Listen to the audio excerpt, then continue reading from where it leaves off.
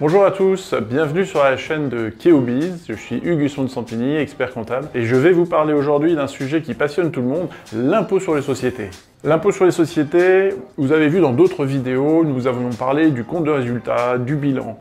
Annuellement, il faut réaliser son compte de résultat. Et ce compte de résultat contient un élément important, c'est le calcul de l'impôt sur les sociétés basé sur le résultat obtenu lors de cet exercice annuel. Et vous verrez dans cette vidéo qu'il y a des bénéficiaires, il y a des déficitaires, que l'impôt se calcule pour les bénéficiaires, mais que les déficitaires ont aussi une carte à jouer à l'avenir ou dans le passé par rapport à cet impôt. Toutes ces règles sont un petit peu complexes et nous allons vous les expliquer. En premier lieu, la base imposable, sur laquelle est assise le calcul de l'impôt sur les sociétés. La base imposable est constituée donc du résultat de la période. 12 mois en général, sauf pour les sociétés en création. La base imposable, c'est donc les revenus moins les charges d'une période. Attention, certaines charges ou certains revenus peuvent être à cheval sur plusieurs exercices. Le cas le plus courant sont les immobilisations qui sont amorties sur plusieurs exercices, sur plusieurs années. Vous achetez un véhicule, il sera amorti sur plusieurs années. La charge, dans le compte de résultat, viendra en diminution des produits sur plusieurs exercices. Enfin, de cette base imposable, un certain nombre de retraitements doivent être faits, fiscaux, et pour cela, vous devrez vous rapprocher de votre expert comptable qui vous guidera dans l'établissement de cette base imposable. Autre exemple, le bon rattachement des produits et charges au bon exercice. Si une charge concerne 2026, vous n'aurez pas le droit de la mettre dans le compte de résultat de 2025. Il en va de même pour les produits. On parle de rattachement des produits et des charges. Les charges correspondant aux produits vendus sur l'exercice devront être rattachées à ces produits. Et bien entendu, on comptabilisera dans le compte de résultat les produits concernant le bon exercice. Prenons un exemple concret. Une entreprise qui réalise 10 000 € de prestations de services sur une année, qui aura 1 000 € de charges associées à cette prestation de service, aura un résultat de l'exercice de 9 000 €. 10 000 moins 1 000, 9 000 €. La base imposable sur l'exercice sera donc son résultat de 9 000 €. Toutes les entreprises assujetties à l'impôt sur les sociétés ont un taux d'imposition de 25%. C'est le taux applicable en 2025. À savoir qu'un taux réduit existe. Le taux réduit est à 15%. Il s'applique sur les entreprises qui font moins de 10 millions de chiffre d'affaires et dont le capital est détenu à 75% par des personnes physiques. Attention, le taux réduit de 15% ne s'applique qu'aux bénéfices jusqu'à 42 500 €. Au-delà, c'est le taux de 25% qui sera appliqué. Le paiement et la déclaration de l'impôt sur les sociétés se fera via votre comptable ou votre cabinet d'expertise comptable.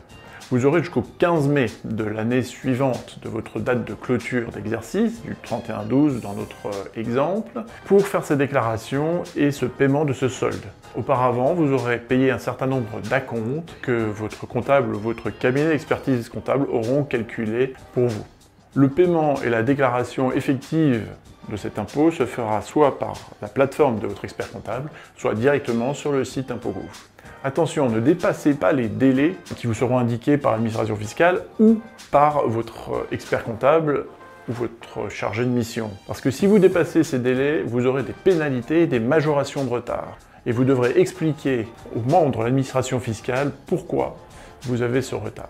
Dans la vie d'une entreprise, vous pourriez rencontrer un contrôle, une vérification fiscale. Comment s'y préparer? On ne se prépare pas vraiment à ces contrôles. Seule manière de pouvoir bien répondre à ces contrôles et à ces vérifications, c'est d'avoir envoyé à vos comptables ou au cabinet d'expertise comptable l'ensemble de votre documentation qui sera stockée et en cas de contrôle, vous pourrez produire au contrôleur ou au vérificateur les pièces qui vous seront demandées. Le contrôle ou la vérification fiscale se déroulera soit en distanciel, soit sur place au siège de l'entreprise. Nous vous rappelons qu'il est important de prévenir votre cabinet comptable ou votre comptable interne pour qu'il puisse préparer la documentation afin de répondre aux questions du vérificateur.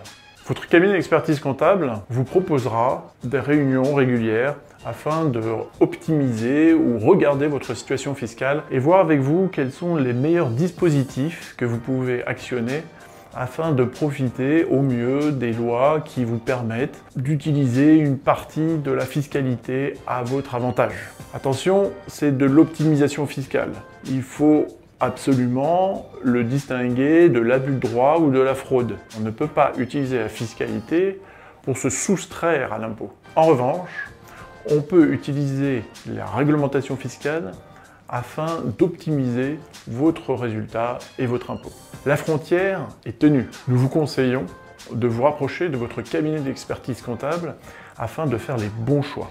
Il vous permettra, avec un regard éclairé, de sécuriser vos options. Parler d'impôt sur les sociétés, c'est aussi parler d'avenir. L'impôt sur les sociétés, c'est un instant T en fonction de la loi de finances du moment. Tous les ans, la loi de finances vient amender des textes ou rajouter des textes fiscaux. Nous vous conseillons fortement de vous rapprocher de votre expert comptable pour comprendre en début d'année quels sont les nouveaux textes applicables fiscalement pour l'activité de votre entreprise. Elle peut avoir un effet important sur vos décisions stratégiques. En conclusion, l'impôt sur les sociétés n'est pas à calculer à la légère. Il peut avoir un impact important sur votre trésorerie si vous l'avez mal calculé, ou alors il peut avoir un impact important sur des risques de contrôle futurs en cas de regard de l'administration sur votre calcul. Vous devez absolument vous rapprocher de votre expert comptable afin de vous assurer que vous avez correctement calculé cet impôt, correctement déclaré cet impôt dans les bons délais et qu'en même temps vous avez fait les bonnes options pour le futur au regard de cet impôt sur les sociétés. Je vous remercie d'avoir regardé cette vidéo. Si vous l'avez aimée, n'hésitez pas à la liker. Si vous avez des questions, vous pourrez les poser en commentaire. Et sinon, abonnez-vous à cette chaîne pour pouvoir être tenu informé de toute l'actualité du monde de l'entreprise. À bientôt!